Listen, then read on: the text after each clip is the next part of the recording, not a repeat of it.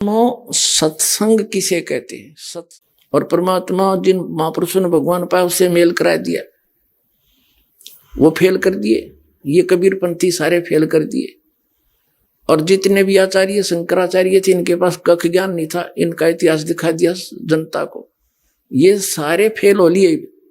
इनके पास जवाब नहीं है तो जनता आज कोई पागल नहीं है। और ये जो नकली संत महंत कबीरपंथी या दूसरे हैं, ये ना होते जैसे जो श्रद्धालु इन संता के नहीं फंसे हैं और एक कॉमनली जैसे कोई मंदिर मस्जिद में जा रहे हैं, मंदिर में जाते हैं, आप पे पूजा करते हैं, व्रत करते हैं, या सालासर वैष्णो देवी जाते हैं, उन्होंने जब ये ज्ञान देखा सुना और प्रमाण देखे पुराणों में तो तुरंत आगे वो फटाफट आने लगी हुई। तो बात सच्ची है, जिन पुराणों को हम रोज पढ़ते थे और जिनको सत्य मानते हैं उनमें क्या लिखा रही है, धर्मगुरु क्या बकवाद कर रहे हैं, इन्हें बैठा दिया हमारा। तो वो सीधे आगे और दूसरे अभी अटके बैठे हैं, क्योंकि वो किसने पूछे? अपने गुरुजी थे। गुरुजी तक जिसकी नहीं पहुंचे था अपने उस आसपास के भगत भाइयों से।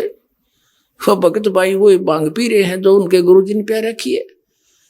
तो वो इसलिए अभी वो ज्यादा बाधा बन रही है, कुछ दिन और लगेगा, इनकी जड़ नीचत कति करेन की तरह काट के धर दूंगा और फिर आप पा जाएंगे बाज गए। अब जैसे कोई बड़ा पेड़ होना है और वो टूट के भी गिर जा जड़ समेत, तो महीना 20 दिन तो उसमें फिर भी हरे पत्ते रह जाया करें, पर वो दिया कंडे मो तो ये सारे से कर दिए, थोड़े दिन में सारे सूख जाएंगे और भगतात्मा जान जाएंगे। खकता इनके पास इतना अनमोल जीवन नाश कर दिया, 3 4 पीढ़ी डबो इन राधा स्वामी वालों ने, इन कबीर पंथियों ने। तो पुण्य संग वो है जिसमें केवल सत्य बताई जा, झूठ का समावेश ना हो। और इनके पास सारी झूठ सतनाम की चीज नहीं, इनके पास कोई भी, तो वो सत्संग नहीं है। अब सत्संग का अर्थ है परमात्मा की महिमा, परमात्मा की गुण बताई जा कि परमात्मा कैसा है, कौन है, कहाँ रहता है और परमात्मा की हम खोज कर क्यों रहे हैं,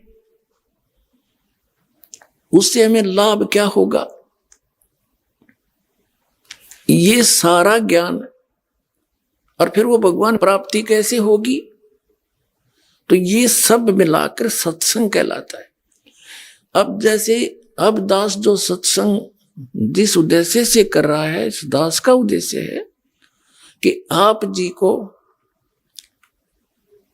जहां जहां आप लगे हुए हो और उस संत या महंत या पंथ को और उस ज्ञान को सत्य मानकर पहले उन्हीं से परिचित कराऊं कि कौड़ी को आप लाल लिए फिर रहे हो।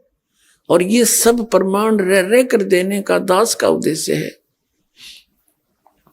कि आपको इतना ट्रेंड कर दूं कि आप स्वयं परख लो और नकलियों ने छोड़ दो। तो पुणात्माओं दास आपको वो पारखी बनाना चाहता है, इन नकलियों ने सब न छोड़ के और लाल ग्रहण कर ले, आके अपना कल्याण कराओ, धनी हो भक्ति का, आपका मोक्ष आपके परिवार का मोक्ष होगा। और एक बार ये सभी ये जितने भी नकली पंथ हैं खत्म तो होंगे, क्योंकि परमात्मा का वचन है कबीर साहब का। अभी घना टाइम ना लग गया इसमें, आते इतना इंटेलिजेंट मानव है, इंटरनेट तक बना लिए, सैटेलाइट ला बैठे, जो बिना करण का काम था उसमें लाग गए, परमाणु बना लिए और ऊपर अंडे गिरा धक्के खाते। बताओ खाकी खो क्या के है बता, ये अपना जो पीछा छुटाना है या भक्ति करके चलेंगे सतलोक में, ये बनावांगे असली, ये विज्ञान है जो तत्व ज्ञान, इसको समझेंगे, इस तरफ सब डाइवर्ट होंगे एकदम। आत्मा भटक रही है उसके लिए और वो भटक रहा हमारे लिए। कबीर साहब कहते हैं मैं रोवत हूं सृष्टि को और सृष्टि रोवे मोहे, कह कबीर इस वियोग को समझ नहीं सकता कोई। हम तो उस भगवान को ढूंढ रहे हैं, हमें सुख हो, हमारे घर में बचाव हो, बाल बच्चों का बचाव हो और हमें आवश्यक वस्तुएं उपलब्ध हों जिनकी हमें रिक्वायरमेंट है और मोक्ष हो। फिर हम जाते हैं इधर उधर भटक रहे हैं।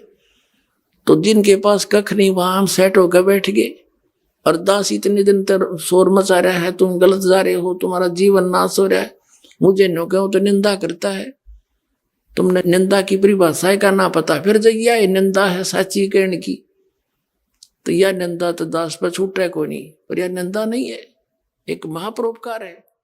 ये मैं कैसे चुप रह सकता हूं।